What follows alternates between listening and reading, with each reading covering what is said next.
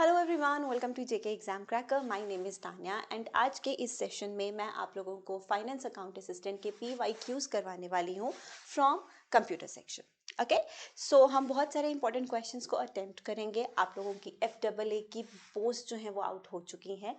Syllabus फिलहाल जो हमारा पहले एग्जाम का सिलेबस था उसी के अकॉर्डिंग हम लोग प्रिपेयर करने वाले हैं, क्योंकि वो टॉपिक्स तो रहने ही रहने वाले हैं सिलेबस में। करेक्ट। एंड आप लोगों का फाइनेंस अकाउंट असिस्टेंट का कोर्स जो है वो 4 दिसंबर से स्टार्ट हो रहा है जेके एग्जाम क्रैकर एप्लीकेशन में, जिस पे आप लोगों की रेगुलर क्लासेस होंगी, आप लोगों को क्लास नोट्स मिलेंगे, आप लोगों को टेस्ट भी इंक्लूडेड रहेंगे इसी बैच में। ठीक है, तो इसके डिटेल्स आप लोगों को हमारी ऐप पर मिलेंगे, that is JK exam cracker app. आप लोग डाउनलोड कीजिए, डिस्क्रिप्शन बॉक्स में आपको सारे लिंक्स मिल जाएंगे, आप लोग वहाँ से इस कोर्स को एक्सेस कर सकते हो। 4 दिसंबर याद रखिएगा, आप लोगों की क्लासेस जो है वो शुरू हो रही हैं इस बैच में। ठीक है, उसके अलावा बहुत सारे स्टूडेंट्स का क्वेश्चन था related to the accountancy section, क्योंकि डिफ़िकल्ट है, हर कोई कॉमर्स बैकग्राउंड से नहीं होगा जो इस एग्ज़ाम को देने वाला है या प्रिपेयर करने वाला है। तो अकाउंटेंसी के टीचर कौन रहेंगे, कैसा पढ़ाएंगे, ये बहुत सारे स्टूडेंट्स का क्वेश्चन था। तो आप लोगों को पता होगा, आप लोग अगर यूट्यूब पे भी हमें अभी फॉलो कर रहे हैं कुछ दिन से, तो ऋषभ गुप्ता सर हैं जो आप लोगों का इस सेक्शन को संभालने वाले हैं। इसकी क्लासेस आपकी वो लेंगे। यूट्यूब पर इनके कुछ क्लासेस अवेलेबल भी हैं, आप लोग यूट्यूब पर जाइए, वीडियोस देखिए और वहाँ पर जाकर आप इनके क्लासेस जो है वो एक्सेस कर सकते हैं। बहुत अच्छा पढ़ाते हैं sir and he be the one जो आपका अकाउंटेंसी का सेक्शन जो है वो कवर करवाएंगे आपको। ठीक है everyone, so let us begin today's session और हम लोग करेंगे कुछ questions from previous FAA question paper. Okay, so here we have our question number 1। हर एक क्वेश्चन अच्छे से समझाऊंगी, कौन से टॉपिक में से आता है ये भी मैं आप लोगों को बताऊंगी, ताकि जब आप लोग स्टडी शुरू कर रहे हैं या कर चुके हैं तो आप लोगों को पता होगा किस सेक्शन में से कैसा क्वेश्चन हमें आ सकता है या पहले आया हुआ है। Okay everyone, so for question number 1 जो है आप लोगों को वो है what type of network is the internet. ये आप लोगों का इंटरनेट एंड ईमेल का टॉपिक रहता है सिलेबस में, उसमें से ये क्वेश्चन है। और इंटरनेट कौन से टाइप का नेटवर्क है ये आप लोगों को यहाँ पर पूछा गया है। तो इंटरनेट LAN MAN WAN और DAN कुछ भी नेटवर्क कैटेगरी में नहीं आता। ठीक है, ये नेटवर्क टाइप नहीं है। नेटवर्क जो है वो LAN है, लोकल एरिया नेटवर्क, MAN है, मेट्रोपॉलिटन एरिया नेटवर्क, WAN है, वाइड एरिया नेटवर्क। ये सब जब हम लोग बेसिक्स ऑफ इंटरनेट करते हैं, नेटवर्क के बारे में पढ़ते हैं, तो ये चीज़ें हम लोग पढ़ते हैं। और इंटरनेट की बात करें तो वी ऑल नो इंटरनेट को हम लोग कहते हैं ग्लोबल नेटवर्क। करेक्ट। और ग्लोबल नेटवर्क यानी कि ग्लोबली कवर करने वाला network which we call wide area network. Your answer is option number C। Correct. Next question पे आ जाते हैं। अब यहाँ पर एक सिचुएशन दिया हुआ है और ये क्वेश्चन जो है माइक्रोसॉफ्ट ऑफिस में से आता है, एक्सेल पार्ट में से। क्या है, Aman wants to record a task that he needs to perform repeatedly, which feature of Excel can be utilized. अब अमन एक ऐसा टास्क करना चाहते हैं जो बार बार वो एक्सेल यूज करते हुए करते हैं, तो उनको कौन सा फीचर यूज करना चाहिए for the repeated task he is doing. तो देखो, जब भी हम माइक्रोसॉफ्ट ऑफिस पढ़ते हैं, चाहे एक्सेल पढ़ रहे हैं, वर्ड पढ़ रहे हैं, पावर पॉइंट पढ़ रहे हैं, तो मैं आपको हमेशा एक फीचर पढ़ाती हूँ, हम जनरली भी पढ़ते हैं मैक्रोज का फीचर। मैक्रोज क्या होता है? मैक्रोज एक ऐसा फीचर होता है जिसमें आप अपने रिपीटेड टास्क जो आप कर रहे हैं, परफॉर्म कर रहे हैं, उसको रिकॉर्ड कर सकते हो एज मैक्रोज। सो उससे क्या होता है, यूज़र का टाइम सेव होता है। रिपीटेडली वही टास्क उसको बार बार नहीं करना पड़ता, वो सीधा मैक्रोज रन करता है, जो भी सेव्ड उसने अपना टास्क रिकॉर्ड करके रखा है वो रन करके वो टास्क जो है ऑटोमेटिकली हो जाते हैं। तो ये ऑटोमेट करता है ये फीचर आपके रिपीटेड टास्क को। तो मैक्रोज क्या होता है, एक ऐसा फीचर होता है that automates users repeated task. और ये कहाँ पर मिलता है? माइक्रोसॉफ्ट ऑफिस में हमें मिलता है। तो answer is excel macros. Done, 2 questions हो गए। बढ़ेंगे आगे, क्वेश्चन नंबर 3 देखेंगे सब लोग मेरे साथ। And the question is which printer prints characters and images without direct physical contact between the paper and the printing machine। जब हम लोग इनपुट आउटपुट डिवाइसेस पढ़ते हैं, स्पेसिफिकली द आउटपुट डिवाइसेस, हम लोग प्रिंटर के बारे में पढ़ते हैं। करेक्ट। प्रिंटर क्या करता है, प्रिंटिंग में काम आता है, किसी भी सॉफ्ट कॉपी को हार्ड कॉपी में कन्वर्ट करने के काम आता है। आपको अपने फाइल्स, पीडीएफ्स, डॉक्यूमेंट्स प्रिंट करने हैं, आप प्रिंटर का यूज़ करते हैं। इमेजेस प्रिंट करनी है, प्रिंटर का यूज़ करते हैं। तो प्रिंटर्स भी दो कैटेगरी के होते हैं, एक कन्वेंशनल टाइप एंड एक जो आजकल हम लोग यूज़ कर रहे हैं, द लेटेस्ट टाइप्स। तो जो ट्रेडिशनल टाइप्स थे स्टूडेंट्स, वो आपके हैं इम्पैक्ट प्रिंटर्स। इम्पैक्ट प्रिंटर्स का क्या यूज़ था, इम्पैक्ट प्रिंटर्स किस मैकेनिज्म पे काम करते थे, वो उनका जो प्रिंटिंग हेड था या इंक रिबन हम लोग कह सकते हैं, वो पेपर के साथ फिजिकल कांटेक्ट में आके प्रिंट करता था। जैसे हम कहते हैं ना, इस तरीके वाली प्रिंटिंग, छाप देना, वैसे वाली प्रिंटिंग करता था। लेकिन जो आज के टाइम पे प्रिंटर्स हैं, द नॉन इम्पैक्ट प्रिंटर्स, वो फिजिकल कांटेक्ट में नहीं आते, उनका अलग अलग मैकेनिज्म है। लेज़र प्रिंटर्स है तो लेज़र टेक्नोलॉजी का यूज़ किया जाता है। इंक जेट प्रिंटर्स है तो इंक स्प्रे करके प्रिंटिंग होती है। तो अलग अलग टेक्नोलॉजीज़ हैं depending on the types of the printers. तो जो प्रिंटर्स पेपर के साथ फिजिकल कॉन्टैक्ट में आके प्रिंटिंग करते हैं, उन्हें हम लोग इम्पैक्ट प्रिंटर्स कहते हैं। और देखो यहाँ पे character printer, line printer, these are the examples of impact printers. जब हम प्रिंटर्स का कंसेप्ट पढ़ेंगे आउटपुट डिवाइसेस में, तो उसमें मैं आप लोगों को ये करवाऊंगी। एक और चीज़, जो मेरी क्लासेस रहेंगी, मैं आप लोगों का स्पेसिफिकली कंप्यूटर और इंग्लिश का सेक्शन देखने वाली हूँ। करंट अफेयर्स का पार्ट भी मैं आप लोगों को करवाऊंगी। तो ये जो मेरी क्लासेस आप लोगों को बैच पे मिलेंगी, FAA के बैच में, these will be the live classes. तो आप लोग 4 दिसंबर से आपकी लाइव क्लासेस शुरू हो रही हैं। मैं आप लोगों को एक सजेशन दूंगी कि आप पहले ही ज्वाइन कर लो, क्योंकि कुछ लाइव क्लासेस निकल जाती हैं, उसके बाद आप लोग ज्वाइन करते हैं और फिर कहते हैं कि हमें टॉपिक समझ में नहीं आ रहा।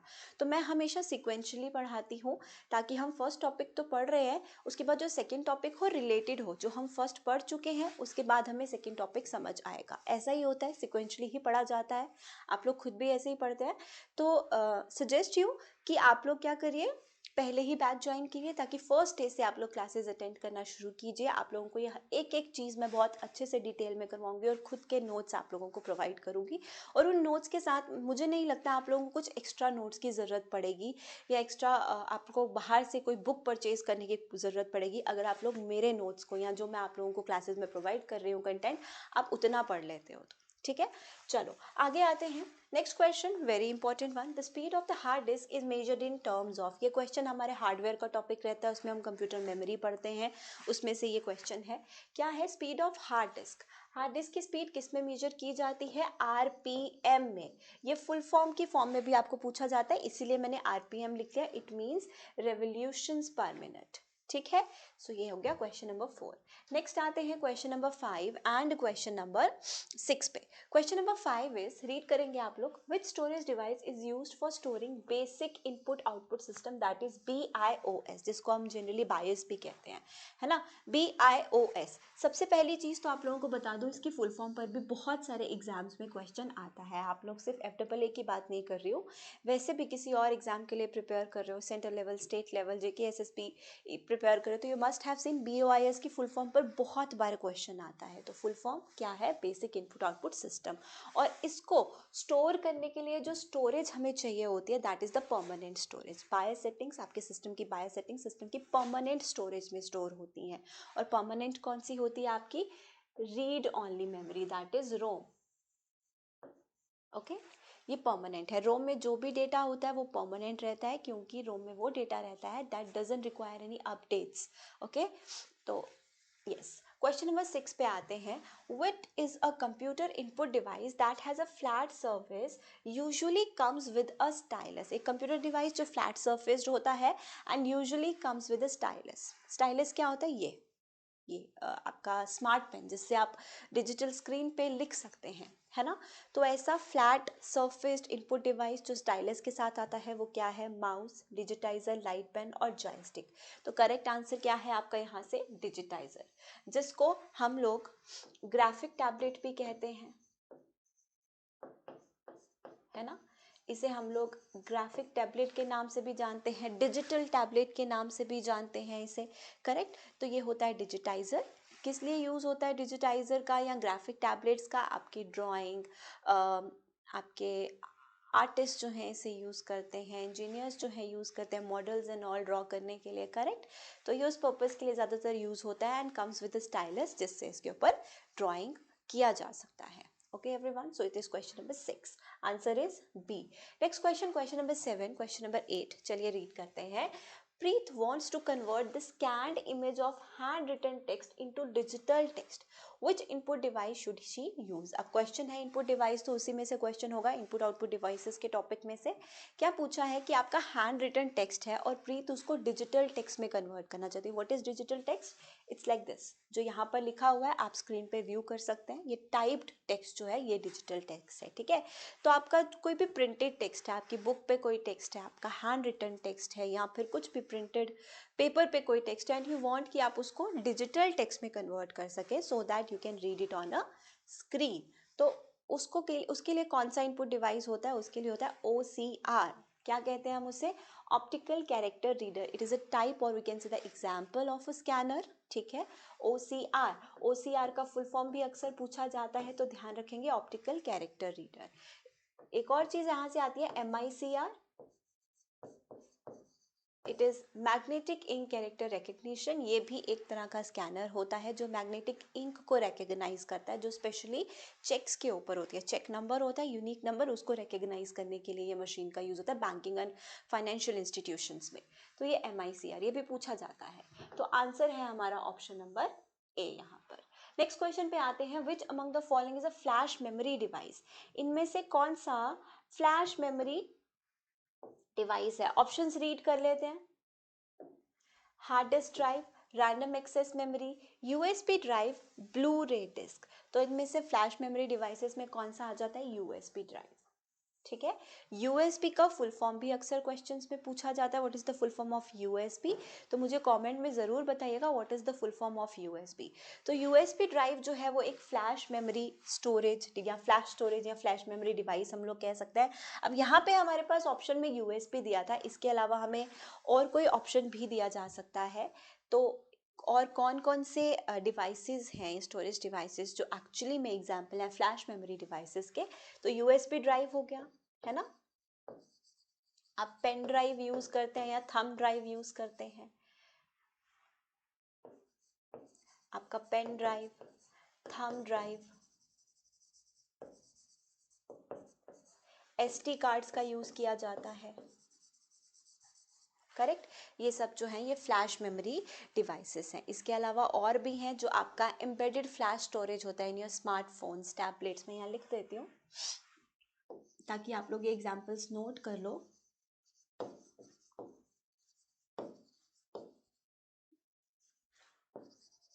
इन smartphones and tablets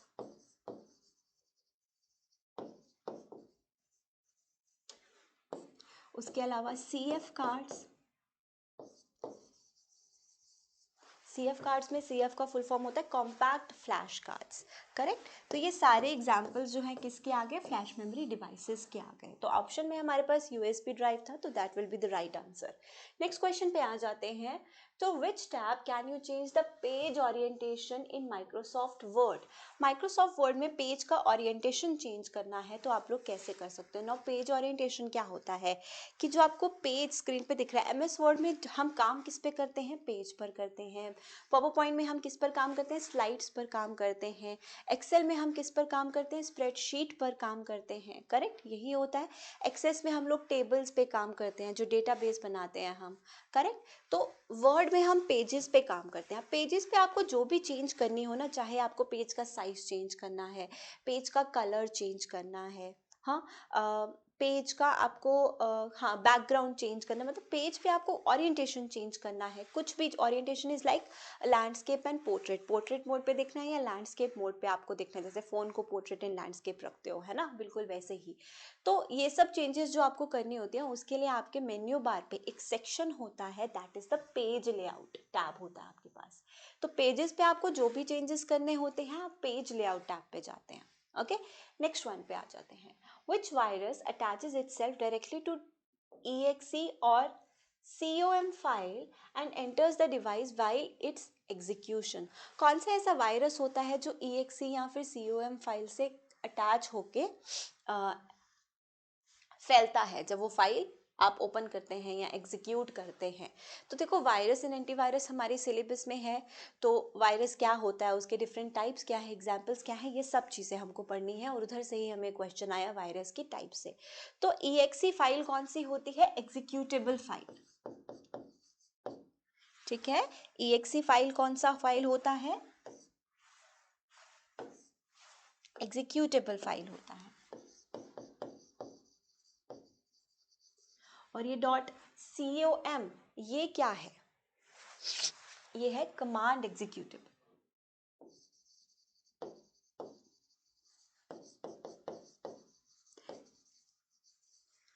executable file, command executable again a type of executable file usually smaller than the executable file। ठीक है, तो एक्चुअली में ये executable file ही है। किसी भी executable file के साथ अटैच होकर जब आप उसे एग्जीक्यूट करते हो प्रोग्राम को तो वो एक्टिवेट हो जाता है वायरस। तो वो कौन सा वायरस होता है? उससे हम लोग डायरेक्ट एक्शन वायरस कहते हैं। ये सब वायरस टाइप्स हम लोगों ने पढ़नी है, ऐसा मत सोचना कि एक बता दिया बाकी नहीं बताया। जब हम ये टॉपिक पढ़ेंगे तो I tell you each and every type of virus. Okay, चलो नेक्स्ट वन पे आ जाते हैं। The term FLOSS is associated with non open source software, proprietary software, open source software, none of these. FLOSS सबसे पहले तो मैं आपको इसकी फुल फॉर्म बताऊंगी।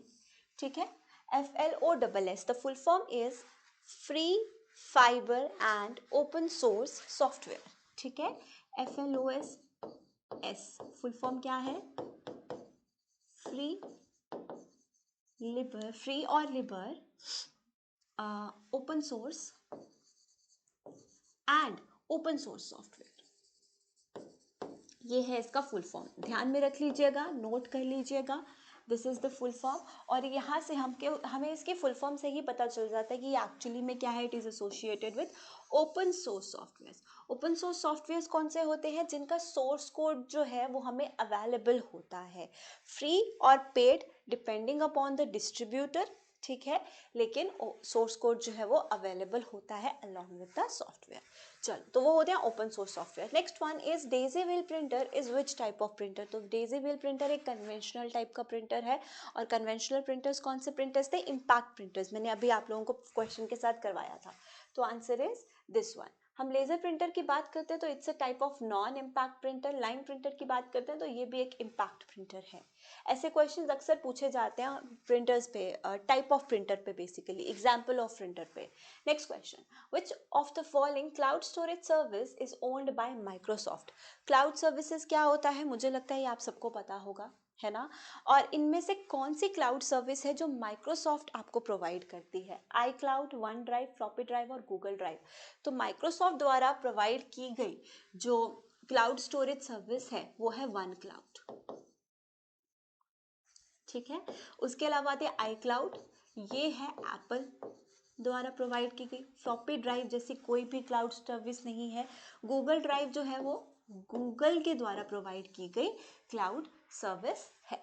ठीक है, तो आंसर हमारा क्या हो गया? Option number B. Next, storage of firmware is, firmware की स्टोरेज क्या है? Cache memory, RAM, external memory और रो। तो सबसे पहले तो आपको पता होना चाहिए फर्मवेयर्स क्या होते हैं।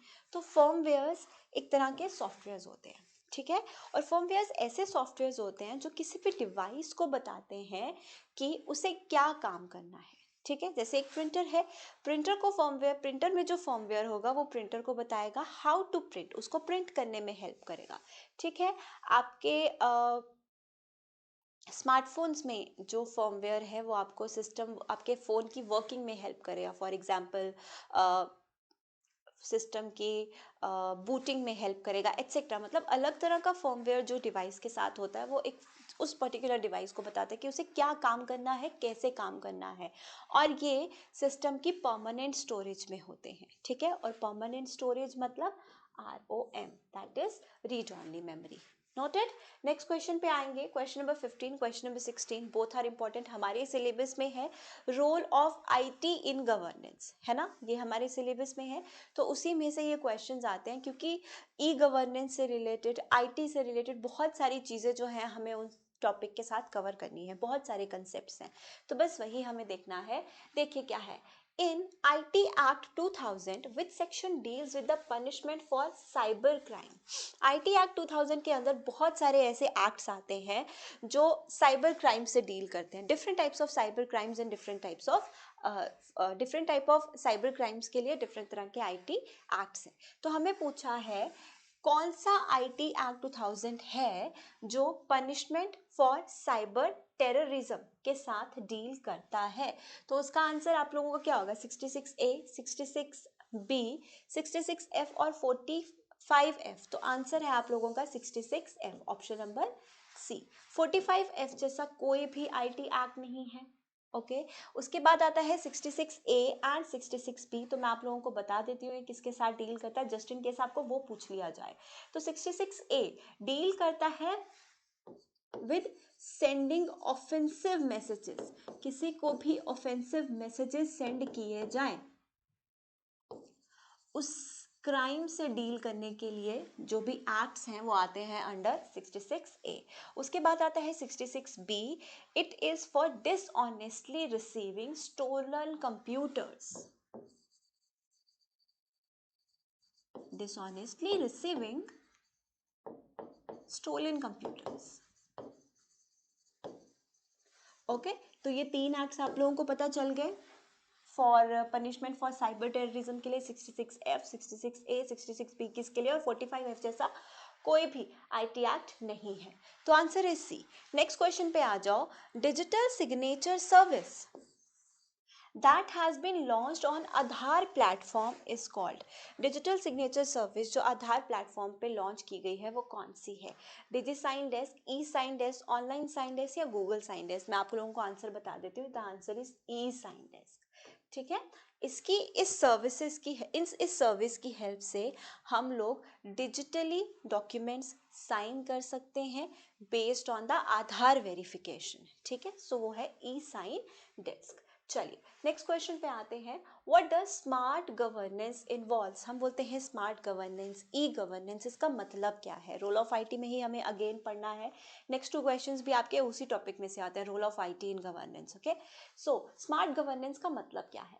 स्मार्ट गवर्नेंस का मतलब है कि, या ई गवर्नेंस का मतलब है कि जो सर्विसेज गवर्नमेंट प्रोवाइड कर रही है to the people of India, to the employees, anyone, ठीक है, जो भी गवर्नमेंट सर्विस एम्प्लॉय कर रही है वो आईटी के साथ इंटीग्रेटेड हो और इस वे में हो कि हर किसी को वो सर्विसेज जो है वो डिलीवर हो, हर किसी को उन सर्विसेज का एक्सेस हो। ओके सो अकॉर्डिंगली हम लोग देखें तो correct answer is option number B, integrating IT to improve service delivery and decision making. Option number B is the answer.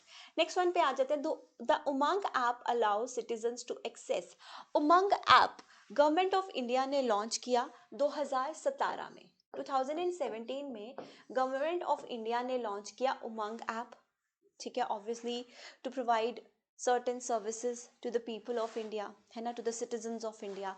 तो ये किससे डील करता है, क्या प्रोवाइड करता है? Virtual reality games, streaming movies, government services and information, online fitness classes. तो correct answer is आपकी गवर्नमेंट सर्विसेज जो हैं वो सिटीजन्स को प्रोवाइड करने के लिए ये ऐप जो है गवर्नमेंट ऑफ इंडिया ने 2017 में बनाया। किस तरह की सर्विसेज? आप लोग कह सकते हो डिजी लॉकर सर्विसेज जो हैं, पैन सर्विसेज जो है, पासपोर्ट एप्लीकेशन स्टेटस आपको देखना है, आरटीओ रिलेटेड सर्विसेज आपको एक्सेस करनी है, तो वो आप सब इस उमंग ऐप के थ्रू एक्सेस कर सकते हो। ठीक है सो ये आपका आंसर है। नेक्स्ट वन पे आ जाते हैं। Question number 19 and 20, these two are the last questions from today's session. तो क्वेश्चन देखो क्या है, which of the following memory is used for storing software that does not need updates? मुझे लगता है ये वाला पर्टिकुलर सेंटेंस मैंने बोला भी होगा कि कौन सी मेमोरी में ऐसे सॉफ्टवेयर स्टोर होते हैं जिनको अपडेट की ज़रूरत नहीं पड़ती है या उन्हें अपडेट नहीं करना पड़ता है। तो वो कौन से हैं? फ्लैश मेमोरी, रोम, एस रैम और डी रैम। एस रैम और D RAM static RAM, dynamic RAM, ये रैम के टाइप्स हैं। ठीक है उसके बाद आता है रोम, मेन मेमोरी का टाइप है रैम ऑन रोम। रोम है read only memory and this is the memory जिसको हम परमानेंट मेमोरी कहते हैं, और यहीं पर वो सॉफ्टवेयर्स जो हैं स्टोर किए जाते हैं जो अपडेट नहीं किए करने की जरूरत पड़ती जिनको। Okay so answer is B. Last question, which of the following is an antivirus? अब वायरस, एंटीवायरस में आपको वायरस के बारे में सब पढ़ना है। वायरस के अलावा और कौन कौन से मैलवेयर्स हैं उनके बारे में पढ़ना है, उसकी एग्जाम्पल्स, उसकी टाइप्स, या फिर और कौन कौन से साइबर अटैक्स हो सकते हैं, सोशल इंजीनियरिंग एक्ट अटैक्स हो सकते हैं, ये सब कुछ हमें पढ़ना है। और साथ ही साथ हमें पढ़ना है एंटीवायरस क्या होते हैं या फिर सिक्योरिटी मेजर्स क्या होते हैं जो हम अपना सकते हैं, so that we can protect our smartphones, our devices from such attacks, है ना। तो एंटीवायरस एक सॉल्यूशन है और इनमें से कौन सा है एंटीवायरस ट्रोजन हॉर्स, ये एक तरह का मालवेयर है, जैसे वायरस है। वर्म्स, ये भी एक तरह का वायरस नहीं है, similar to the virus, a malware है। मैक्रोवायरस एक वायरस का टाइप है।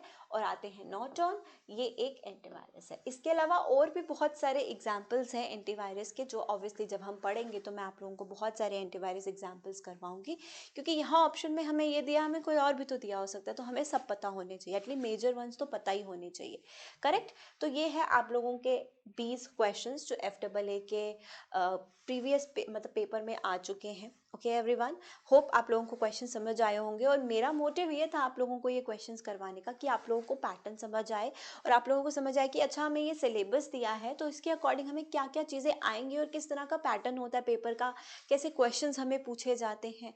ओके, तो आप लोगों का बैच जो है, आई रिपीट, 4 दिसंबर से स्टार्ट हो रहा है on our app. You will get the link in the description box. और जो iOS यूज़र है, एप्पल यूज़र्स हैं, उनको क्या करना है, कौन सा ऐप डाउनलोड करना है, वो भी सारी डिटेल्स जो है डिस्क्रिप्शन बॉक्स में दी गई हैं। आपको कोई भी डाउट आता है, you can tell me in the comment section. And classes मैं 4 दिसंबर से स्टार्ट कर रही हूँ, सब टीचर्स 4 दिसंबर से ही स्टार्ट कर रहे हैं हमारे बैच पे। आपको बैच रिलेटेड कोई डाउट है, आपको क्लास रिलेटेड कोई डाउट है, तो you can comment on this video, या फिर आपको डिस्क्रिप्शन में नंबर दिया गया है, आप उस पर भी कांटेक्ट कर सकते हैं। ये आपके सारे कोर्सेज हैं। जूनियर असिस्टेंट के एग्जाम के लिए प्रिपेयर कर रहे हो, उसका कोर्स भी आप पर अवेलेबल है। नायब तहसीलदार के लिए प्रिपेयर कर रहे हो, लेबोरेटरी अटेंडेंट के लिए, हाई कोर्ट जूनियर असिस्टेंट के लिए, सब इंस्पेक्टर के बैचेस अवेलेबल, टेस्ट सीरीज और ऑल्सो अवेलेबल। तो ये सारा कुछ आपको हमारी ऐप पे ही मिलेगा, you just have to download the app. And as I said, this is FAA batch, live batch is going to start from 4th of December. You can join the batch on our application. ठीक है everyone, take care, bye bye.